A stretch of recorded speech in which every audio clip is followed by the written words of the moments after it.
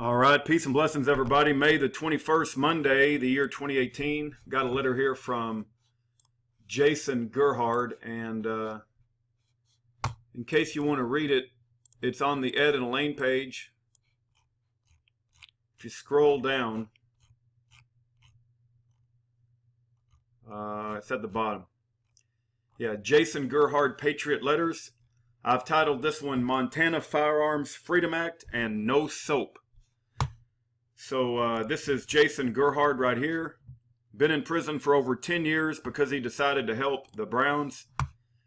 He's at White Deer, Pennsylvania prison.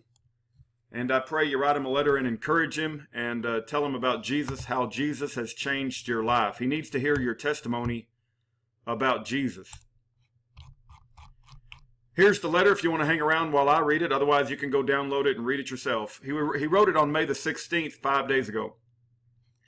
Dear Rudy, thanks for the letter postmarked the 10th. Guess this release will be pretty anticlimactic given the slow pace it appears to be taken. On par with watching paint dry. That Nevada case is interesting but unrelated generally to us.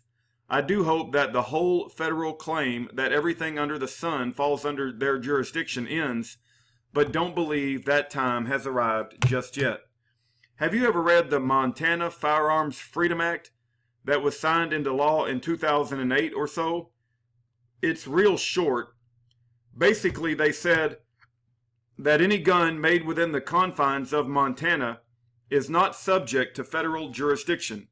The feds disagree, and it seems nobody wants to call their bluff. Anyway, thanks again, and please keep me informed, Jason. P.S.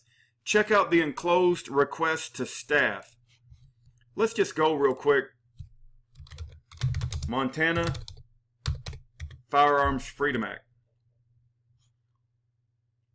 The Montana Firearms Freedom Act is a state statute since held invalid by federal courts that sought to exempt firearms manufactured in Montana from federal regulation under the interstate commerce and supremacy clauses of the United States Constitution. Huh. Well, I didn't know about that. There's even a website called Firearms Freedom Act. All right, if you guys have anything to say about that, you can let me know. I don't know much about it, but that is interesting. Here is a letter that Jason Gerhard sent me. Let's see what it says. It says, to the director, it's from Health Services. Inmate message to staff. Somebody wrote back, you have a valid concern that should be addressed with your unit team and safety. The Health Services Department recently posted a hand-washing checklist on the inmate bulletin board. Those were good tips you provided.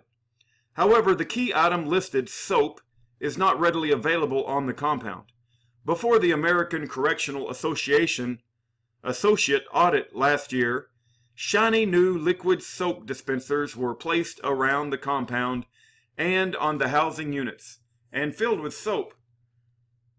And they were never filled ever again. There isn't any soap available in the gym bathrooms or housing unit bathrooms either. Other locations are probably devoid as well, but I frequent those two locations the most and can say with certainty that those dispensers are drier than the Sahara Desert. While flashy notices with colorful pictures and type are nice to look at, soap in the dispensers would be more useful. So, Jason Gerhard has a way with words. I hope you write him a letter. He's on the website. He's been in prison over 10 years because he decided to help Ed and Elaine Brown. I believe he had a identical twin brother that joined the military and got killed. So he's had a rough life. I know he's got a mother that loves him, and I'm sure he's got family that want him on the outside. Thank you for your time.